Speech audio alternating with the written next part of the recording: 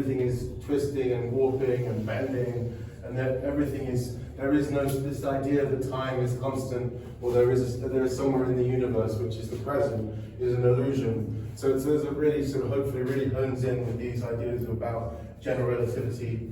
But hopefully it's also just quite a beautiful thing, and the object itself has become, walking around the object, this sort of, it's almost like stars or entities or things in themselves rather than the shadow of a structure.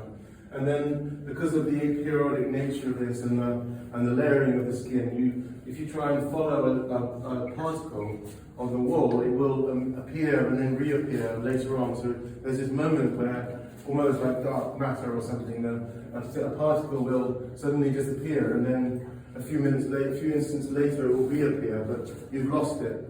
So there's this sense of sort of disappearance and movement, and again there's this shifting kind of sense of space and time, and I really love them in these barrel vaults because there's this curvature on the ceiling which again adds to this distortion, and you put these in any room and they'll fill it in a really interesting way, and you can hang them low or hang them high, and I like to place them sort of often off center with the pink one, which has those, I didn't talk about the colours, all the colours on the inside there's a pink, primary colours on every surface, but kind of rotated around, so there's always 3 colours on each surface in a different order, so you get this prismatic effect.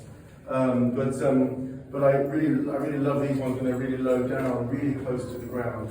You get this very, very intense effect on where the tip kind of causes this really weird distortion on the floor. And I think one of the reasons the rhombic cage is something that I really sort of stuck with is that because it's this distorted cube, whenever you hang it in a room, it's never parallel to any wall or any ceiling or any side. So it's always at an interesting angle to every surface. So that's another sort of choice for this reason for sort of honing in on this particular shape. And then finally we'll go into the last room. I moved away from the rhombic tiling, and we developed this aperiodic hole pattern on the surface, which is then enveloping the same rhombic cube. And this has got a double skin, and it's got a single light. So yeah, it's a single light. So this one is sort of, just another iteration. What's interesting about this is that what was surprising to me in terms of the way you perceive the light here is that the skin has lost less than 50% of its surface, whereas with the rhombic cages, we were dealing with sort of maybe 70% removal on every layer. So this one, the effect in terms of perception is that of something completely natural. It feels like with the reflection of water or the dappled light of the sun. There's this sort of almost a simulation of very natural phenomena that we occur in nature on a daily basis. But the reality is that it's all made up of the interference pattern of triangles that are layered and placed upon each other. Rhombic cage, but actually this one includes 3 cages and 2 lights. So you've got the same balance effect of the lights moving across the cage and sort of in mirrored opposition to each other. But it's the first time we use the triple cage. And before I sort of sometimes embark on going from a double to a triple, I always saw surface. So this one relates to the beacons on the battlements, and behind the mirror is one of the semaphoric discs that is used upstairs with the letter W. So you can see these blues and pinks and reds, and they're kind of like a sort of in color theory, they're sort of being diluted by the primary layer, the light conditions, and form these murmurations of pattern, and you get this sort of holographic moment where it's accelerating out and decelerating. There's moments of alignment and misalignment. So you sort of see different things within the interference, which is constantly kind of changing and evolving. Sometimes we see sort of range.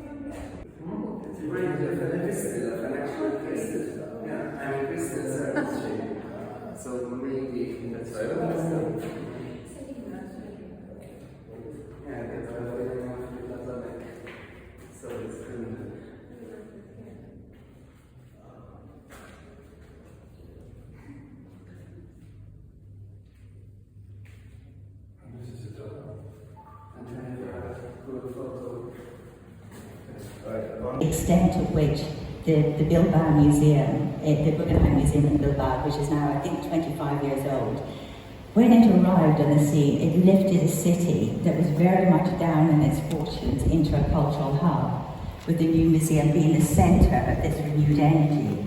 But in a more subtle sense, I wondered what your collective thoughts were as to how new cultural projects can have the effect of altering outside perceptions of the community or place where they're located, what this means for the relationship between the institution and its community, and of course how this might be applied to MICAS. So I wondered if you wanted to, maybe Georgina, do you want to start by just ask your thoughts on this? Okay. I think certainly Malta is nothing like Bilbao. I mean, it's, we have a heavily contested physical space and social space.